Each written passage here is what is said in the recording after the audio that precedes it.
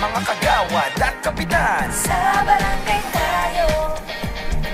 Welcome back mga kabarangay. Alam niyo po si Ma'am Myrna Gaite ay 35 years na po nagtatrabaho as BHW. Pero wala ho siyang security of tenure. Kags Marie, meron kang katanungan tungkol Yes, dito. medyo may papahabol lang tayong question, Kags Butch. Speaking of dun sa experience ng ating mga, from the records po na 8,000 na BHW ang na-remove from office because of the recent election. Tama po ba yun? So ngayon, ang isa ko pong katanungan doon about the security of tenure na binabanggit po sa atin ni Cap Dondon is that kasama na po ba to, kabilang na po ba ito dun sa Magna Carta na ipinasa ng ating pong Senado at Kongreso? Opo, kasama na po siya sa loob ng, napapaloob na po siya sa Magna Carta 7883. So kaya nga po kami ay sadyang talagang nanikluhod sa talagang maipapasa na itong batas na ito ang aming Magna Carta upang sa ganun ay hindi na po kami kakaba-kaba na after election ay meron na naman kaming mga kapatid o kabaro namin na matatanggal. Pero ayon sa Republic Act na po yun, hindi ho kayo basta-basta matatanggal. Pero sa realidad, marami pa rin natatanggal. Marami pa rin po. So kinakailangan yung Magna Carta. Alam niyo yung Magna Carta na yan kasi bukod sa perks, benefits, fixed salaries and income, kasama doon yung security of tenure, tinatawag po nating permanent, at least man lang maging regular ka na sa iyong trabaho na magpalit ba ng kapitan, nandun ka dahil sa iyong experience. Yes. Kaya yan ang kanilang plight, yan ang kanilang pinaglalaban. Although, yun nga po, yun sa Magna Carta for Barangays Act. Actually, yung hinihingi po ng BHW, yun po ang hinihingi ng buong barangay. Tama po. In fact, meron ho kayo dito, Ma'am Myrna, na magkakaroon kayo ng 15 at pag naka 15 years, meron kayong bibigyan kayo ng parang service rendered one-time service recognition incentive na 10,000 pesos. Yes. Yes, bibigyan kayo niyan. Pero hindi pa nangyayari ha. Panukala pa lamang pero magkakaroon, entitled din po kayo ng free legal service kasi hindi natin masasabi yung ating ginagamot ay may mangyari. Apo. Siyempre, sisisihin ka na lang ng gano'n? Wala ka bang legal representation kung may mangyaring gano'n? Hinihingi rin natin para sa barangay tanod yun, sa lahat. Yes. Hinihingi po natin yan. At siyempre, para ma-professionalize ang BMW tuloy, kinakailangan you must have served for at least 15 years. Tapos entitled na po silang magpalista na sila ay confirm na BHW na at maging regular permanent employees, hopefully, ng kanilang barangay. Yeah. Maganda yun. Maganda yun, Kags Butch. Ano yun? Kailangan kasi ang isang, makikilala mo ang isang barangay health workers na talagang legit siya. Kapag siya po ay mayroong primary health care training na 10 days o mayroon siyang, siya ay registered and siya din po ay accredited ng bawat LGU. Pero yung training po na 10 days, maiksi po yan, unlike kayo, 35 years. So dapat talaga Yes kayo po. Ako ho ay 1995, may training na po ako ng primary health care, registered and accredited sa aking LGU. Kaya nga po, ang kailangan din po namin, sa ngayon, ang problema ng mga senior na natin, may mga matatanda na tayong members. So, ang hinihiling na lang nila bago sila tanggalin man, ay magkaroon sila ng retirement benefits.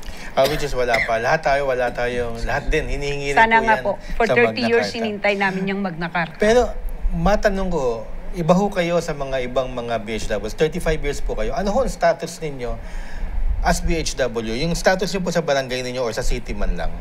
Sa ngayon, dahil sa nagsimula ako sa wala noong 1987. So, unti-unti ho ako nagtiyaga.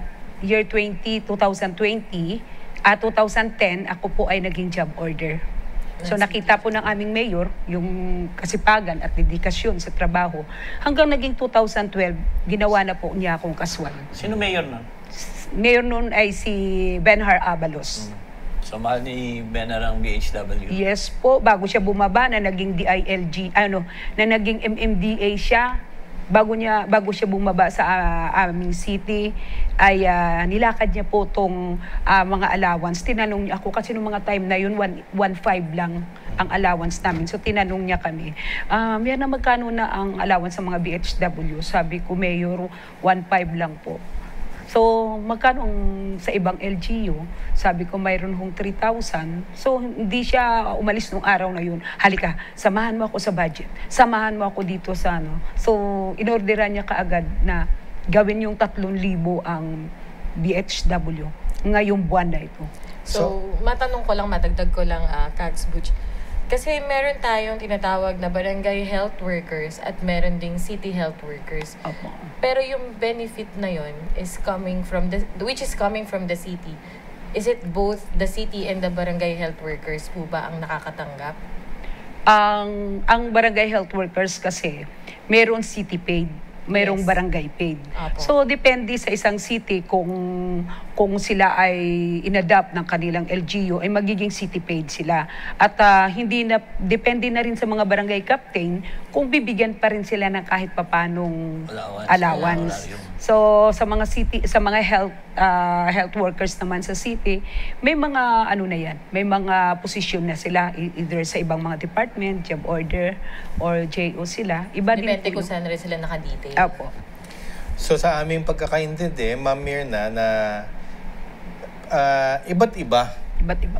ang estado ng mga barangay health workers. Depende sa city, depende kung kaya ng budget ng barangay, depende. So may mataas, meron pong mababa. Depende sa puso ng mayor at ng kapitan. Isa pa yun.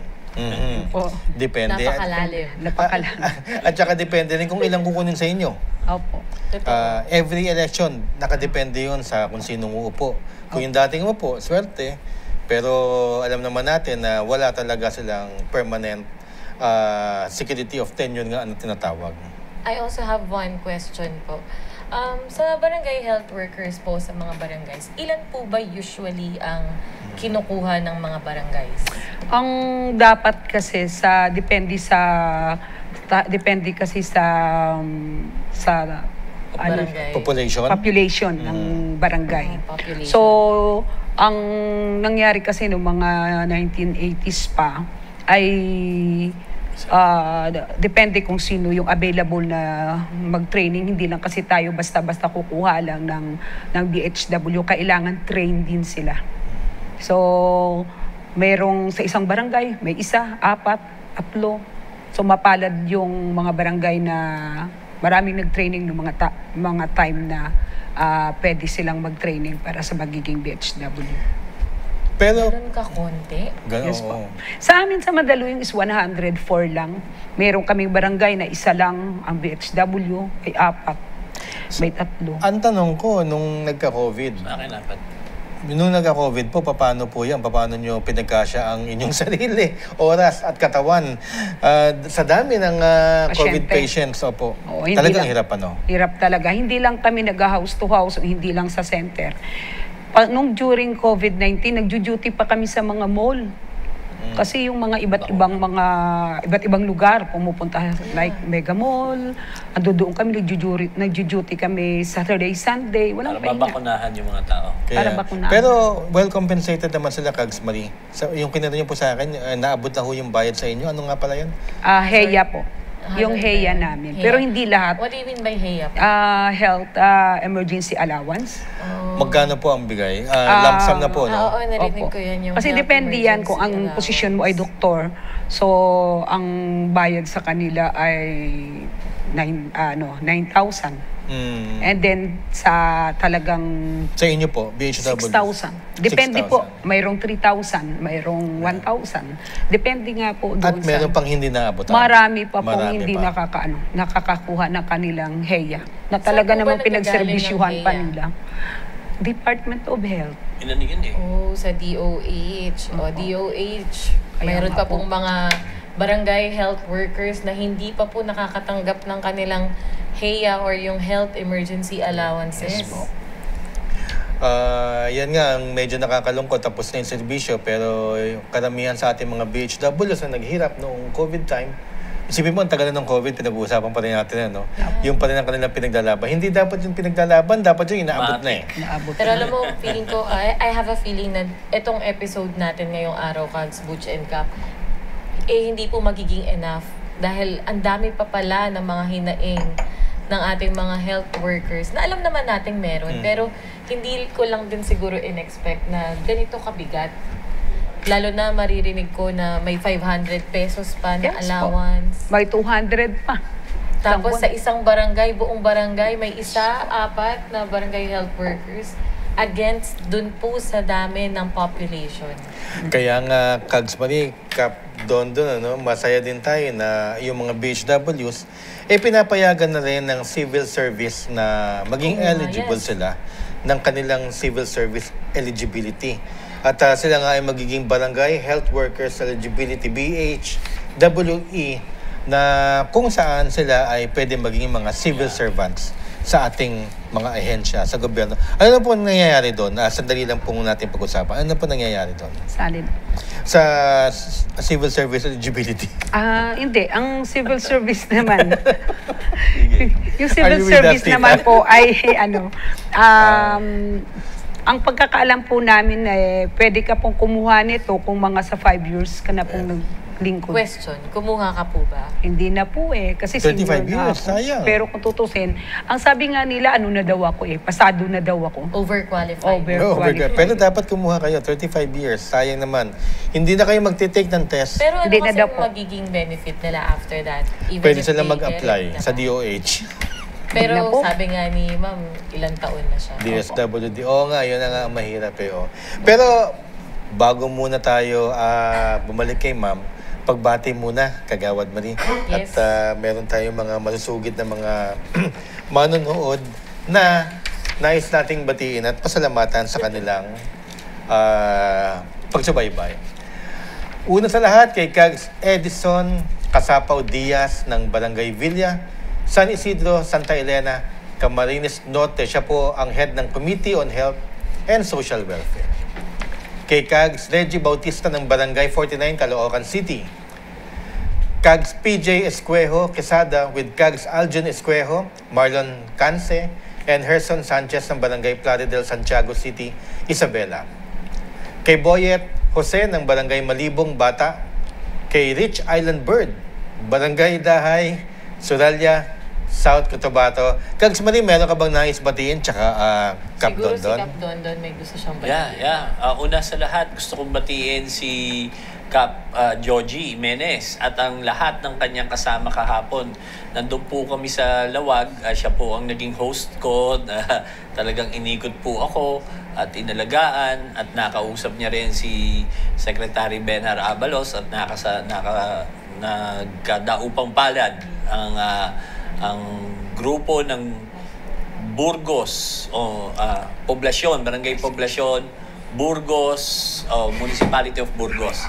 Yan. Kaya masayang-masaya kami. Maraming salamat at pinangako ko po kasi sa kanila, Kags Marina, talagang babatiin ko sila at congratulate ko for a job well done. Yes, Kags Marie, at meron ka syempre batiin? gusto kong batiin ang ating pong City Government of Parañaque sa pangunguna po ng ating Mayor Eric Olivares sa kanya pong isinagawang State of the City Address. And also, iniimbitahan po natin ang mga kabataan ng lungsod ng Parañaque, especially District 2, na magkakaroon po tayo ng isang grand day para po sa mga kabataan.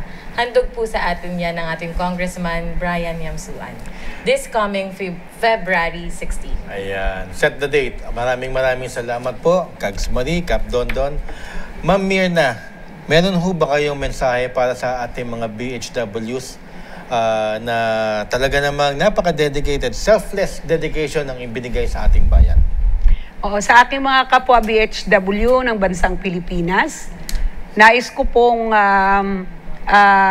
batiin kayo sa araw na ito. Eto po tayo at binigyan tayo ng pagkakataon upang dinggin ng mga namumuno sa atin nang tayo po ay pagbigyan at for 30 years na ating pong pakikipaglaban dito sa ating Magna Carta upang po ang lahat ng mga atin pong mga benepisyo na hinihingi ay atin na pong makamtan. At naway patuloy po tayong lumaban, patuloy po tayong maglingkod at dahil naman po iyan ay ating ginusto, so laban lang at nais din po natin magpasalamat doon sa mga namumuno sa atin na talagang may puso na tumulong para sa atin at sa nasa likod nitong Magna Carta na kung saan ay maipapasa sana. Pero alam ko maipapasa yan. Unang-unang papasalamat ako sa ating Pangulong Bongbong Marcos, wala pa man. Of course, sa ating kay Senator Bongo, ang author, and then si JB, lalo na't higit si JB Ejercito. At maraming mga politiko na talaga namang sinamantala ang ating pagiging BHW at tayo po ay pinangangakuan. Bagkus dumating po, hindi man ako nangangampanya, pero ito po talaga ang realidad. Maraming salamat BHW Party List at sa UNI Global Union. Dahil sa inyong pakikipagtulungan, ito na po, natapos na ang third reading at naway, alam ko namang mahal tayo ng ating Pangulong Bongbong Marcos. Dahil kahit siya mismo ay nagsasabi na malaki ang pakinabang niya sa mga barangay health workers. Kaya mabuhay po tayo, mga BHW ng bansang Pilipinas. Mabuhay po at mabuhay po kayo, Ma'am Mirna Gaite. Aabangan, tututukan at ipagdadasal natin ang pagpasa ng Magna Carta for BHWs. Hopefully, sana this month, Lord, sana pagbigyan niyo na ang ating mga BHWs. Mabuhay po kayo. Maraming salamat sa inyong serbisyo. At magkita-kita po tayong muli dito. Sa barangay tayo, ikaw at ako. Sa barangay tayo, sa barangay tayo, ikaw at ako. Nagbibigay ng aral sa mga kagawad at kapitan. Sa barangay